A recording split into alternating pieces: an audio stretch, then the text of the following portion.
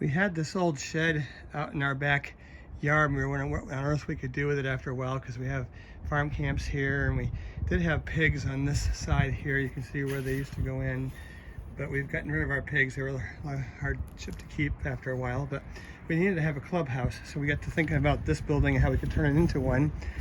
So I had some thoughts about that, and we decided to go ahead and get started on it. So what I have done is to make the floor first, and I started in this corner over here adjacent, or right next to where the pig floor was, to find a level point in that spot. And I built, because I only have pallets to work with, I started out with the 4-foot long 2x4s, and I had an area here that was 7 feet wide from one side to the other. So I made sections that were 4 feet by 42 inches, so I could have a total of 7 feet when I got across.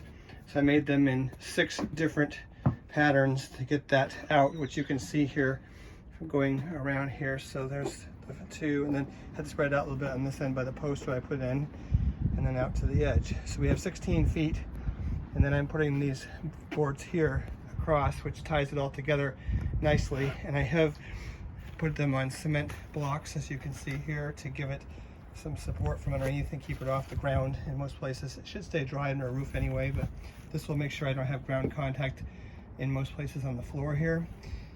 In the middle of the building, I'm going to put these 6x6s in the ground, so they're around 2 feet in the ground here, which will give me 10 feet of height up to the top.